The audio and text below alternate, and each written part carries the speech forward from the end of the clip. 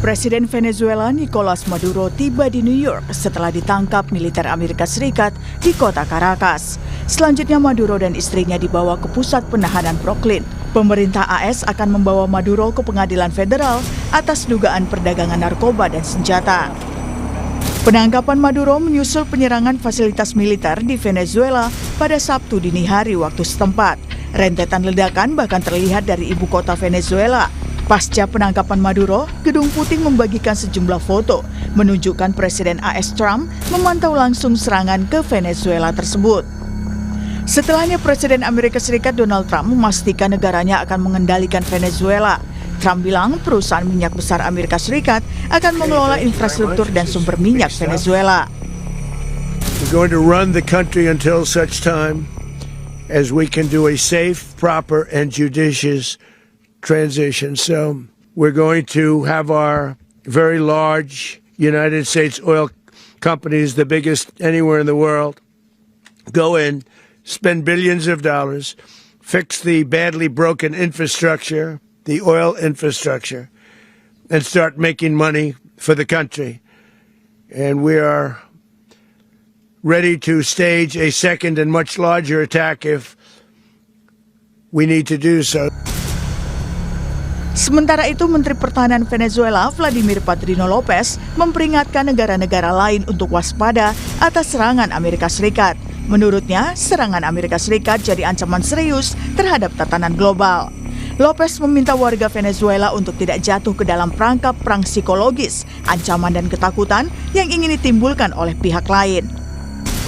Nosotros desde aquí, desde la Fuerza Armada Nacional Bolivariana, exigimos la rápida liberación del presidente constitucional de la República Bolivariana de Venezuela.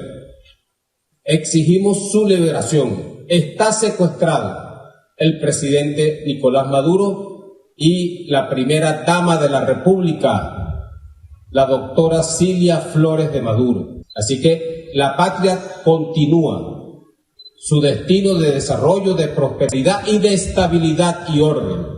Y nosotros, soldados y soldadas de la patria, estaremos aquí para garantizarlo. Y demás integrantes, pues, del alto mando militar de la República, que como pueden ver, está hoy unido, cohesionado ante la agresión imperial que se ha perpetuado el día de ayer, 3 de enero. Pasca penyerangan Amerika Serikat, warga Venezuela membersihkan puing-puing bangunan yang rusak. Sejumlah orang tewas akibat serangan tersebut. Meski demikian, pejabat Venezuela belum mengkonfirmasi jumlah korban.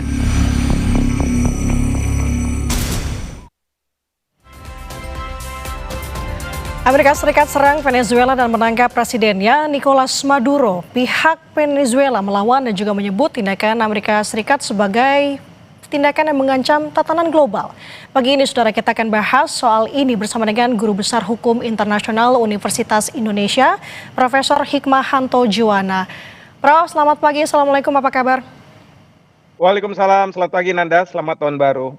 Selamat tahun baru, Prof. Amerika Serikat tangkap Presiden Venezuela Maduro. Apakah ini bisa dianggap sebagai pembuktian bahwa Amerika Serikat sebagai polisi dunia? Ya, sebenarnya bukan polisi dunia, karena ini kan kepentingan dari Amerika Serikat sendiri ya. Ada 3 kepentingan. Pertama adalah isu narkoba, lalu kemudian isu minyak, dan ketiga adalah isu di mana Amerika menghendaki adanya regime change, perubahan terhadap pemerintahan. Karena dianggap pemerintahan Maduro ini tidak kolaboratif dengan Amerika Serikat sehingga perlu untuk diganti. Nah, permasalahannya pada saat sekarang ini terkait dengan pergantian ini, Presiden Trump mengatakan bahwa we will run the country. Kita yang akan menyelenggarakan pemerintahan di Venezuela. Kenapa beliau mengatakan seperti itu? Kenapa tidak kemudian dia dukung pemberontak? Ada nama Ibu Maria Mujado yang menjadi oposisi dari Maduro. Mungkin Trump tidak suka dengan Mujado juga karena ingat Trump berharap bahwa kemarin pada waktu Nobel Prize itu dia bisa menjadi pemenang. Sayangnya yang menjadi pemenang adalah Mujado Jadi Trump tidak ingin oposisi dari Maduro ini yang akan menjadi tokoh yang akan menjalani pemerintahan di Venezuela. Oleh karena itu, pada saat sekarang ini, maka Menteri Luar Negeri Rubio, Menteri Pertahanan Mike Hassett, dan kemudian satu lagi yang oleh Trump diberi kewenangan untuk menjalankan pemerintahan dari Venezuela.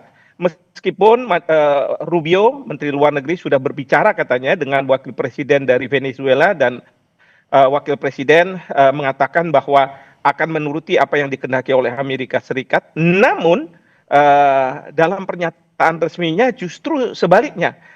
Wakil Presiden masih menganggap bahwa Presiden Maduro adalah Presiden Venezuela dan semua merapatkan barisan apabila Amerika Serikat akan melakukan serangan. Jadi seperti itu kondisinya, dan kita juga harus paham di Venezuela sendiri terjadi pro dan kontra terhadap serangan Amerika Serikat ini. Tentu para pendukung dari Maduro mereka sudah berdemonstrasi di jalan menentang tindakan Amerika Serikat, tetapi bagi diaspora Venezuela atau mereka-mereka yang mendukung oposisi, justru mereka menerima apa yang dilakukan oleh Presiden Trump ini. Mereka sangat senang karena mereka merasa terbebas dari diktator yang menurut mereka ada Chavez dan kemudian diteruskan oleh Maduro, seperti itu. Nah, di konteks Amerika Serikat sendiri, ini juga terjadi perpecahan, perbedaan pandangan, yaitu mereka yang menentang apa yang dilakukan oleh Presiden Trump, terutama dari Partai Demokrat, karena mereka merasa bahwa seharusnya Trump pada waktu melakukan serangan ke Venezuela harus mendapat persetujuan dulu dari Kongres. Nah, ini yang tidak dapat persetujuan. Belum lagi menurut mereka bahwa banyak hukum internasional yang dilanggar. Sementara dari Partai Republik, pendukung-pendukung Partai Republik justru mengapresiasi apa yang dilakukan oleh, karena mereka akan terbebas dari narkoba, mereka akan bisa mendapat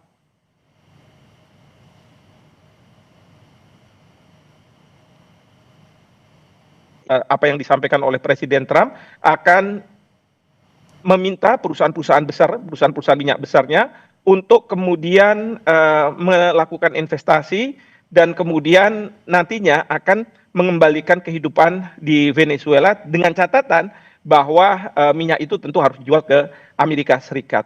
Nah, sementara di pentas dunia ini juga ada dua pandangan, karena ada Rusia dan kemudian Cina yang sudah mengutuk apa yang dilakukan oleh pemerintahan Trump, tetapi Inggris dan Perancis tanpa menyebut bahwa ada pelanggaran hukum internasional, mereka menganggap bahwa ini tindakan yang dibutuhkan agar Amerika Serikat terbebas dari narkoba, tanpa juga menyebut mengenai masalah minyak. Tetapi mereka juga menyebut mengenai masalah Maduro yang selama ini menurut mereka tidak legitimate sebagai seorang presiden di Venezuela. Jadi ini terpecah pandangan-pandangan baik di dalam negeri Venezuela, di dalam negeri Amerika Serikat, maupun di pentas internasional, negara-negara saling bertentangan.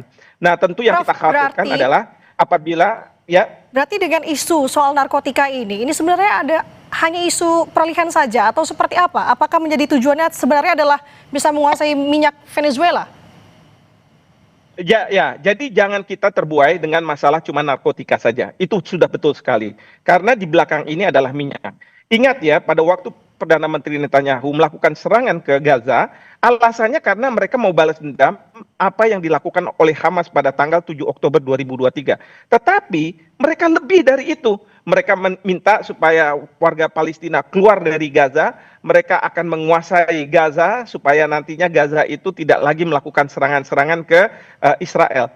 Apa yang dilakukan oleh Trump ini sama persis dengan Perdana Menteri Netanyahu, yaitu mereka akan mengatakan bahwa ini masalah perang melawan narkoba, tetapi di belakang itu, dan Trump sudah menyampaikan bahwa ada masalah minyak. Masalah minyak ini masalah yang sangat besar karena semua orang tahu bahwa Venezuela mempunyai cadangan terbesar di dunia. dan itu yang dikehendaki oleh Amerika Serikat.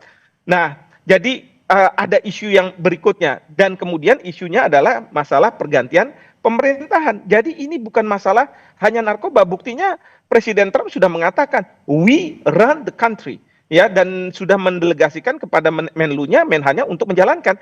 Apakah nanti Menlu akan hadir di Venezuela kita tidak tahu, tapi seperti itu. Dan ini sama juga seperti ketika Rusia menyerang Ukraina pada waktu itu karena ingin membantu negara-negara yang baru saja mengklaim kemerdekaannya dan menjadi separatis dari Ukraina.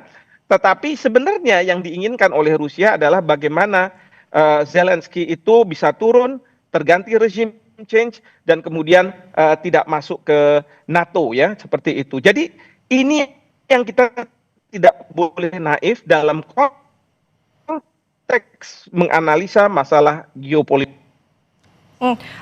Prof, kalau melihat kondisi seperti sekarang ini, adanya juga ada perlawanan, sudah mulai ada perlawanan, apalagi khususnya untuk Venezuela.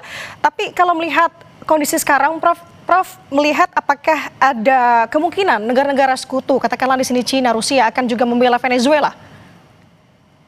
Bukannya tidak mungkin mereka akan membela Venezuela, terutama Cina, ya, karena Cina itu kekhawatirannya adalah terkait dengan Taiwan.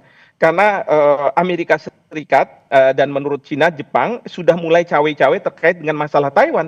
Dan yang dikhawatirkan oleh Cina adalah kalau Amerika Serikat hendak melakukan pemaksaan agar Taiwan bisa mendeklarasikan kemerdekaannya. Nah, ini yang menjadi concern bagi Cina, yang pertama. Yang kedua bagi Cina adalah selama ini Venezuela itu banyak berhubungan dengan Cina, sangat dekat. Bahkan pada waktu sebelum serangan terjadi, itu petinggi-petinggi Cina sudah bertemu dengan Maduro. Nah, kemudian juga Cina sangat bergantung pada minyak dari Venezuela. Jadi di sini mungkin ada tanda kutip kecemburuan dari Amerika Serikat karena kedekatan ini. Bahkan Amerika Serikat mungkin ingin menegakkan yang disebut sebagai Monroe Doctrine. Istilahnya itu dalam bahasa sederhana, kawasanku, kawasanku, kawasanmu, kawasanmu. Cina, Rusia tidak seharusnya masuk dalam kawasanku, yaitu Amerika. Nah, kira-kira seperti itu. Nah, sementara kalau dari Rusia sendiri, mereka juga sudah mengutuk apa yang dilakukan oleh Amerika Serikat di bawah Trump, dan kekhawatirannya adalah Rusia karena pada saat ini sedang tanda kutip berperang dengan Ukraina dan menghendaki agar Ukraina itu bisa tunduk pada Rusia. Nah, ini kan sama sebenarnya apa yang dilakukan oleh Rusia dengan Amerika Serikat sekarang ini terkait dengan Maduro. Nah, jadi seperti itu. Nah, disinilah posisi Indonesia kita harus hati-hati. Saya saat ini setuju sekali dengan posisi dari pemerintah yang mengatakan bahwa sebaiknya semua pihak yang berkonflik untuk menahan diri dan kemudian dilakukannya deeskalasi terhadap konflik. Nah, ini sesuai dengan pasal 2 ayat 3 Piagam PBB yang mengatakan kalau ada sengketa antar negara, maka negara-negara wajib menyelesaikan secara damai.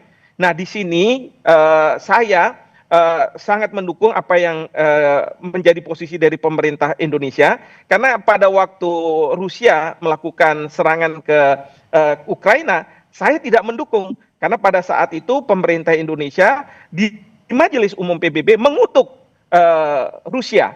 Padahal kalau kita dalam posisi pasal 2 ayat 3, kita dalam posisi tidak mendukung salah satu pihak, kita mempunyai potensi untuk mendamaikan, ya, para pihak yang berkonflik. Dan ini yang sering dilakukan oleh Bapak Presiden. Dan Bapak Presiden selalu mengatakan bahwa kalau ada masalah konflik internasional, maka Indonesia harus ada di situ. Dan bukan kepentingannya untuk menaikkan posisi Indonesia, bukan. Tetapi Indonesia tahu betul bahwa konflik seperti ini bisa mengarah kepada Perang Dunia Ketiga. Dan kalau tidak ada penengah, tidak ada peace broker, maka eskalasi ini akan kemudian melibatkan banyak negara. Oleh karena itu, sekarang ini posisi Indonesia sudah tepat. Sekarang bagi Bapak Presiden memikirkan bagaimana beliau bisa melakukan shuttle diplomasi, diplomasi ulang-alik, ya. Jadi beliau harus pergi ke mungkin Amerika Serikat, ke Venezuela, ke Inggris, ke Perancis, seperti pada waktu mau menyelesaikan masalah Gaza. Nah, Oke. jadi ini hal yang sangat penting, betul. Oke, kita akan bahas mengenai sikap Indonesia, tapi kita kembali dulu perihal Amerika Serikat dan Venezuela ini, Prof. Tapi kalau Prof lihat adanya perlawanan dari Venezuela, apakah sebenarnya Venezuela sendiri mampu untuk melawan Amerika Serikat? Kalau Venezuela sendiri tidak akan mampu, ya. Maka sekarang ini Venezuela ini mengundang organisasi Amerika untuk mungkin mengadakan rapat dan membahas masalah ini. Karena Venezuela akan memberi pesan kepada negara-negara Amerika Latin lainnya bahwa kalau Amerika bisa membeginikan saya, menyerang saya, maka bukannya tidak mungkin bahwa Kuba akan sama nasibnya. Kemudian ada Kolombia juga akan sama mungkin nasibnya. Dan ini sudah disampaikan oleh Presiden Trump ketika beliau ditanya oleh wartawan terkait dengan nasib dari Kuba. Presiden Trump mengatakan ya saat ini masih belum, tapi kalau misalnya kita memerlukan untuk melakukan serangan yang sama, kita akan melakukan serangan yang sama. Artinya Amerika Serikat ingin mendominasi di kawasan Amerika, di benua Amerika. Nah, itu yang dilakukan oleh Venezuela, dan Venezuela juga sudah meminta agar dilakukannya sidang Dewan Keamanan Perserikatan Bangsa-Bangsa. Nah, pagi ini di New York, nanti kita masih ada beda waktu 12 jam, akan dilakukan sidang di Dewan Keamanan Perserikatan Bangsa-Bangsa terkait dengan penyerangan yang dilakukan oleh Amerika Serikat. Meskipun kita tahu hasilnya, yaitu tidak ada hasil. Karena apa? Karena apapun keputusan dari Dewan Keamanan PBB, kalau itu diveto oleh Amerika Serikat, dan Amerika Serikat sekarang adalah pihak, maka saya yakin bahwa apapun resolusi tidak akan terjadi. Mungkin saja masalah ini akan dibawa ke Majelis Umum PBB, dan kemudian dilakukan voting katakanlah, dan di sana satu negara satu suara, bisa jadi Amerika Serikat akan dikutuk gitu, tetapi resolusi ini tidak akan bermakna apapun, ya, layaknya seperti resolusi dari Dewan Keamanan PBB. Jadi seperti itu Venezuela, dan kemudian Venezuela sekarang juga ingin menarik tentu Rusia. Selama ini beberapa tentara bayaran dari Rusia sudah memberikan perlindungan bagi Presiden Maduro, meskipun kita tidak tahu mengapa pada waktu dilakukan penangkapan para tentara bayaran dari Rusia ini tidak melakukan perlawanan begitu ya. Dan kemudian juga mungkin Venezuela ingin mengajak Cina untuk membantu mereka dalam menghadapi kalau ada serangan berikutnya dari Amerika Serikat. Nah, ini yang kita harus nantikan, apakah Amerika Serikat akan melakukan serangan, terutama kalau wakil presiden yang sekarang menjadi pelaksana tugas presiden ini tidak mau menuruti kehendak dari Amerika Serikat. Ini yang jadi kita cermati bersama. Bahkan informasinya bahwa pengawal dari Maduro ada yang meninggal juga terkait dengan aksi ini. Nah, Prof, ini pertanyaan kita beralih ke tanah air menyikapi terkait dengan aksi ini begitu ya. Sebenarnya kalau dari sudut pandang Anda, Prof, bagaimana seharusnya sikap Indonesia? Meskipun kita tahu prinsip Indonesia adalah menganut prinsip bebas aktif begitu, tapi apa yang harus ideal yang dilakukan oleh Indonesia? Ya, yang ideal menurut saya dengan kebijakan politik luar negeri bebas aktif adalah kita mengambil posisi yang seperti saya katakan pasal 2 ayat 3 Piagam PBB, bahwa kita menyerukan kalaupun ada konflik antar negara harus diselesaikan secara damai. Dan dalam konteks seperti ini kita Indonesia tentu dipimpin oleh Presiden Prabowo melakukan proses mendamaikan antara mereka-mereka yang berkonflik. Nah, tentu kita harus menunggu sesaat ya. Kita harus menunggu karena apa? Di Venezuela tentu sekarang ini mungkin ada pergolakan antara pro dengan kontra terhadap Presiden Maduro yang diambil begitu saja oleh Amerika Serikat. Dan kemudian di Amerika Serikat pun ada pergolakan. Jadi kalau kita masuk saat sekarang ini menurut saya agak prematur. Demikian juga dalam konteks internasional sekarang ini kan negara-negara sudah ada yang mengutuk, ada yang tidak menyampaikan bahwa ini merupakan pelanggaran internasional, tetapi merupakan suatu kebutuhan begitu ya. Meskipun basis bagi Amerika Serikat tidak ada Tapi negara-negara Eropa mengatakan itu urusan Amerika Serikat untuk mencari basis hukumnya. Dugaan saya Amerika Serikat akan menggunakan pasal 51 dari Piagam PBB, layaknya ketika Rusia menyerang Ukraina, dia juga menggunakan pasal 51 Piagam PBB. Tapi dengan catatan kalau pasal 51 digunakan oleh Amerika Serikat, maka Amerika Serikat berdasarkan pasal tersebut punya kewajiban untuk melapor ke Dewan Keamanan PBB, dan kemudian Dewan Keamanan PBB akan mengambil langkah-langkah yang dibutuhkan. Nah, ini yang kita harus nantikan. Jadi menurut saya pemerintah pada saat sekarang ini kumpulkan dulu berbagai informasi. Minta kepala-kepala perwakilan kita di seluruh dunia untuk mengirim berbagai analisanya, biar nanti Kementerian Luar Negeri menganalisa dan kemudian menyampaikan kepada Bapak Presiden, dan biarlah Bapak Presiden yang mengambil keputusan apa yang harus dilakukan. Yang penting adalah kita tidak akan mengutuk apa yang dilakukan oleh Amerika Serikat, tetapi kita juga tidak membenarkan tindakan yang dilakukan oleh Amerika Serikat.